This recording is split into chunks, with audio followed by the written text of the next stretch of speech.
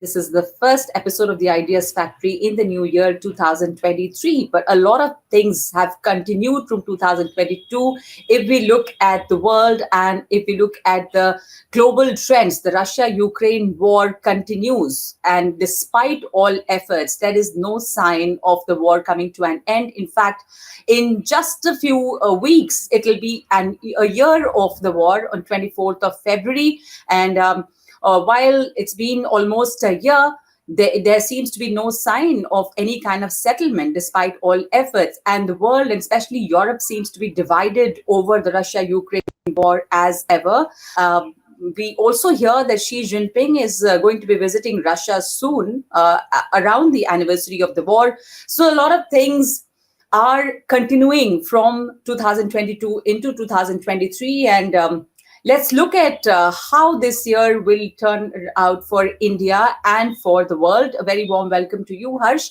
I would like to begin this episode by looking at the Russia-Ukraine war. And as we talk, we also hear that Kyiv has warned of Russian mobilization on the eastern border. Russia has launched fresh offensive and are also targeting launching a fresh offensive on the civilians.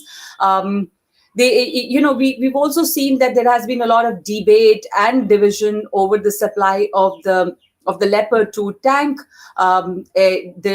It was agreed upon, but the delivery is still is I think pending. Ukraine now also demands the F-16 for its security, for its defense, but Germany is the dissenting voice as ever, and Germany feels that if we provide, or if the world provides the F-16s, then we are escalating the war further.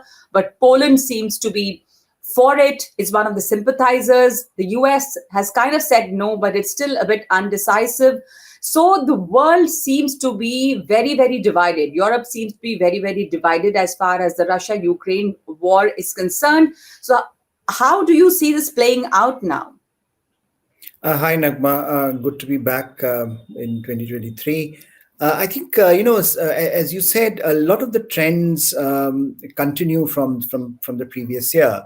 But in particular, I think the Russia-Ukraine war seems to be moving to a different phase. During the winters, there was the sense that both sides are mobilizing their resources to launch offensives in the spring. Now, Ukraine is also warning that perhaps February 24th, they will see another assault and a major offensive by the Russians. And clearly, Russians have been mobilizing for a while, and they have had some successes in recent weeks on the eastern side of Ukraine. But the question ultimately is that no sides is getting a breakthrough in this conflict.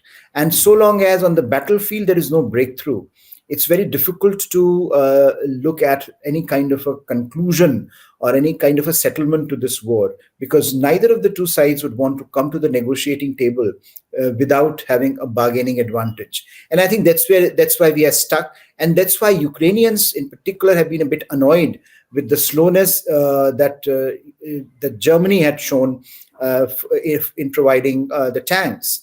And now that the Germany has moved ahead, and there are also a number of other countries who will be providing tanks going forward, but it will take some time. And I think the concern is that Ukraine may have lost some precious time in preparing itself, because the Russians have learned their lessons, and Russians would be using that learning to frame a newer, perhaps a more effective strategy. We will see what happens on the battlefield going forward. But certainly there is an escalation ladder that seems to be going up. As you said, Ukraine is now also talking of F-16s. They're demanding F-16s. They want air power to be potent air power to be part of their inventory. And there are suggestions that Pentagon is on board with this idea.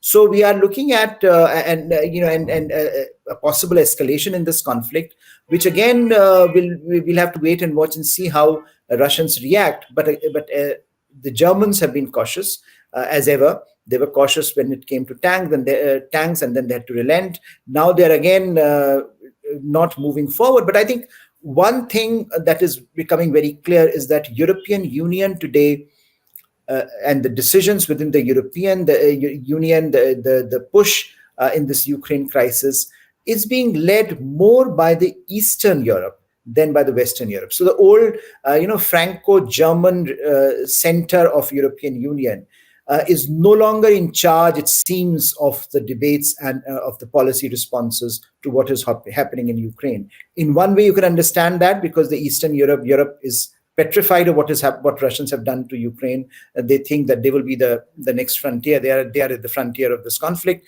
and they need to, therefore, Europe's response should be more robust.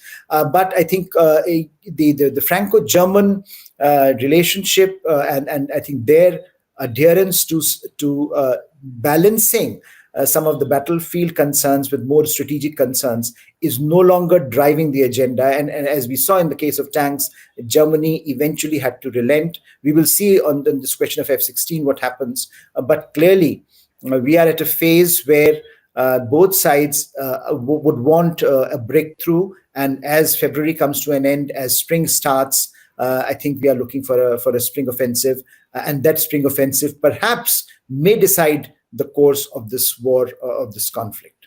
Okay, Harsh, but the question is, are they really keen on a breakthrough? And is it actually Russia-Ukraine war? Or is it more of like a lot of experts?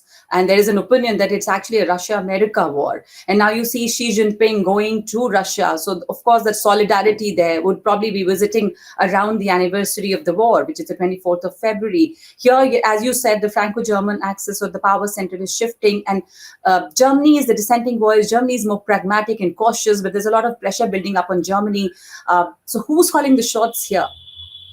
Well, when you have major powers like Russia and America involved, NATO involved, one has to accept the logic that Ukraine is fighting it, but ultimately this is a war which has where the stakes are much higher for the Russians and for the Americans and for NATO and for Europeans. So it's a much bigger war, almost a war between the West and Russia. And I think the consolidation of global alliances, consolidation of global relationships around this conflict is quite visible. The purported visit of Xi Jinping to Russia would only cement this perception that we are now entering a new phase of Sino-Russian relationship, where both sides, partly because they are also very isolated, are also coming together in ways that perhaps we would not have thought about a few years back. So clearly, global politics is moving in a more polarized, in a more fragmented posture, where two sides are cohering around one around Sino-Russian and one around West and the US. But clearly, I think where the Western divisions will be very visible, and it would be interesting to see how they are navigated, would be on this question of escalation. Because if the Pentagon at the moment is saying it seems to be more willing to offer air power F-16s to Ukraine, there are divisions within the US, and there are also divisions in the transatlantic alliance. So how are these differences navigated, and whether Ukraine will be given the kind of inventory that they are now demanding will be a very big test of how far the Western countries are willing to go. Wars have a logic of their own. It's very difficult to control once you unleash the demons of war. So I think we are also looking at that through this prism for both sides. For Russia, this is now becoming a very, very difficult war, a war that perhaps Putin expected to be over in a matter of weeks. We are now looking at a one-year anniversary. And for America and for the West, how far do they get involved? To what extent do they get involved? And how do they effectively manage the escalation ladder that Ukraine seems to be willing to climb at this point? Will be very big questions going forward. That's a very big question. And Germany has already warned of, taking a step too far once the F-16s are supplied and also once the tanks are there.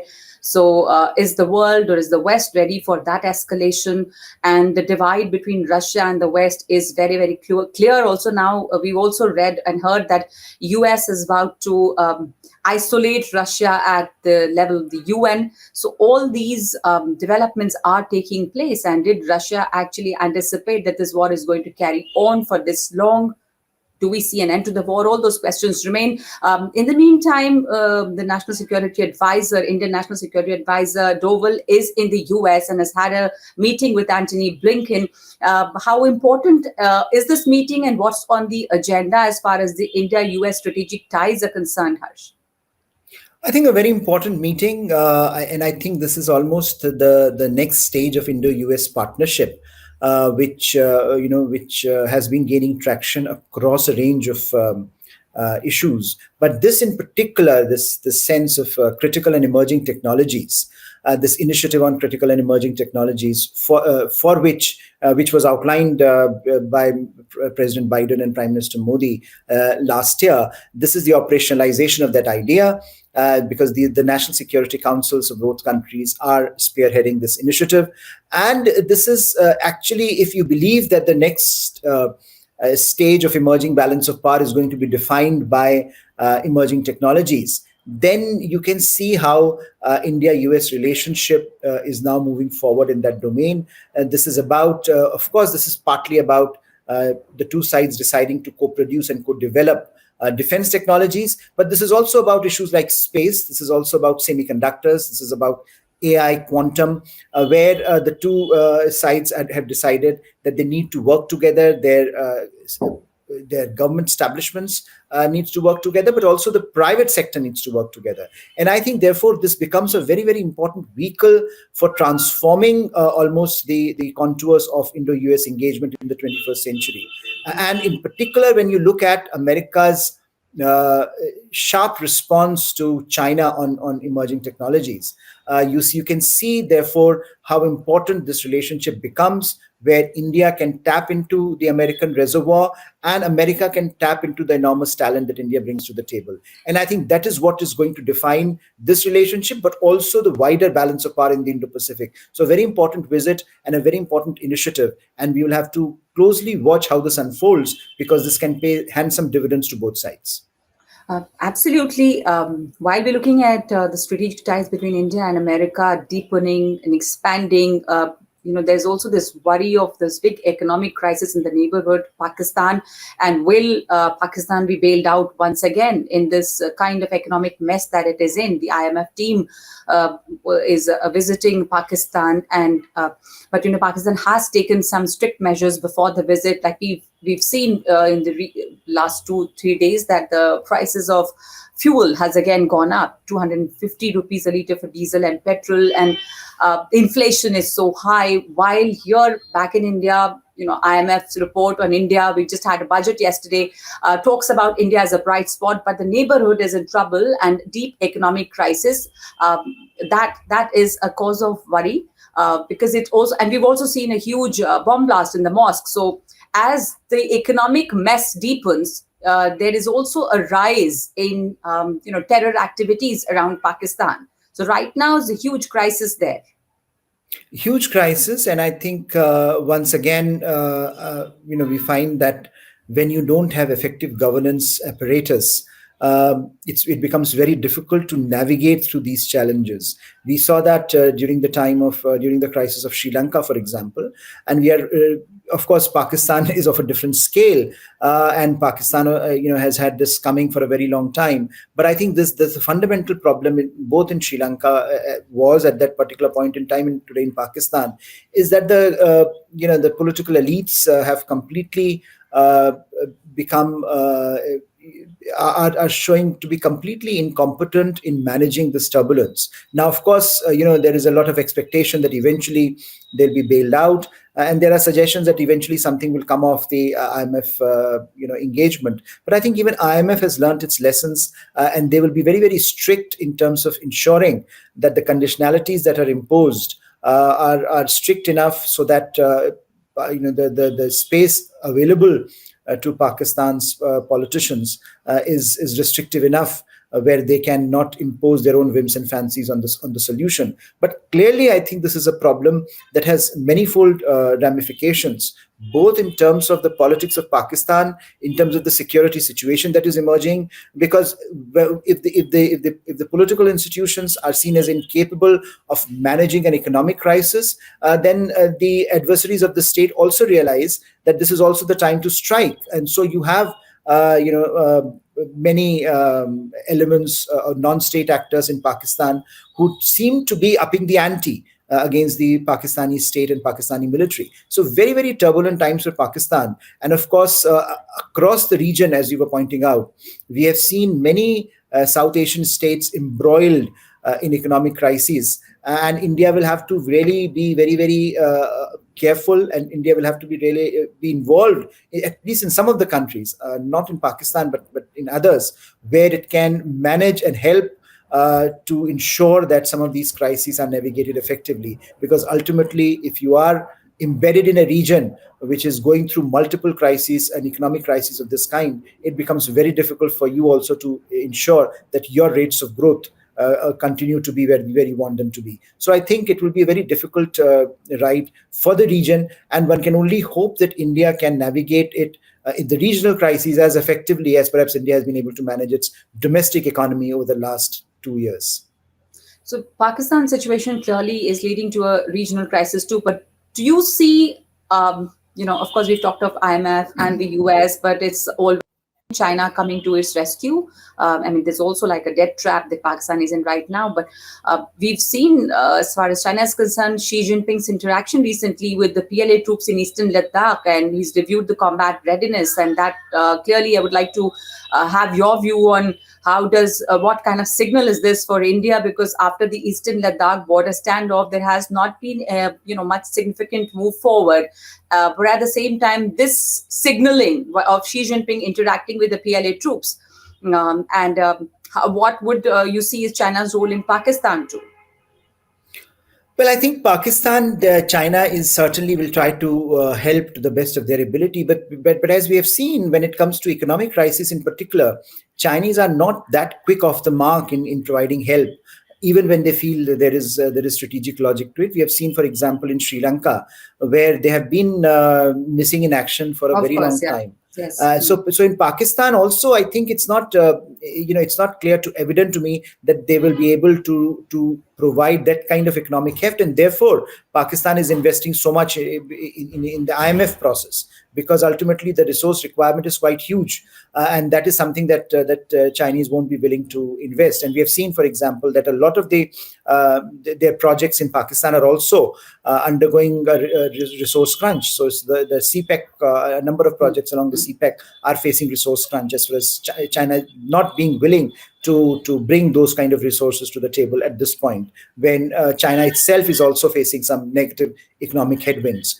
Now, when you look at the Xi Jinping engaging with the soldiers, I think in some ways this is a routine exercise where the heads of the government often engage with the military in trying to assess and in trying to define the terms of engagement. But what you also see is that there is a concern developing especially about the borders, about the peripheries of China, that China has made so many enemies in the last few years, that increasingly the worry is that whether Chinese defense forces, despite the resource investment and despite the fact that they have been modernized under Xi Jinping, which is something that Xi Jinping and his supporters often tout as one of his biggest accomplishments, the worry is that are these troops in a position, if tomorrow there is a crisis, will they be in a position to manage those crises? And as we see today around China, whether it is Japan, whether it is Australia, whether it is India, whether it is the engagement of Europeans and the Americans, or whether it is the maritime space, there is growing fluidity in the system. There are these actors that are sharpening their strategic postures. Japan having announced a remarkable turnaround in its national security strategy. I think the signs are very, very vivid that the external environment for China does not look so benign as perhaps they would like. And much of this is China's own making.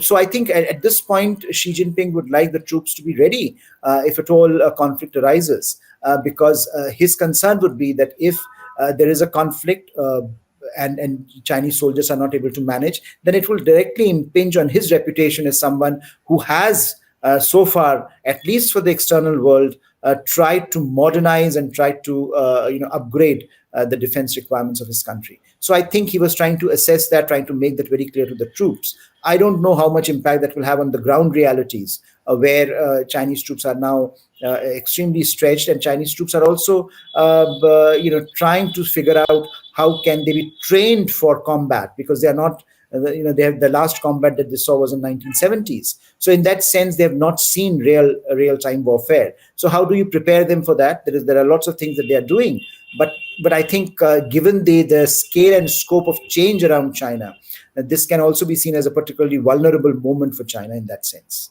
Yes, and it's this Xi's interaction with the PLA troops is, of course, like you said, more routine and also some signaling, if I may say that. Indeed, signaling for I Right. think both partners and for adversaries in the Of region, course. and including India in that Yeah. sense, with whom we are struggling to contain the border crisis at this Sure. point. Sure. So thank you so much, Harsh, for that analysis. We have just this much time on this episode on this episode of the Ideas Factory. But of course, we'll see you all again later with another episode. So thank you so much for being with us. Thank you.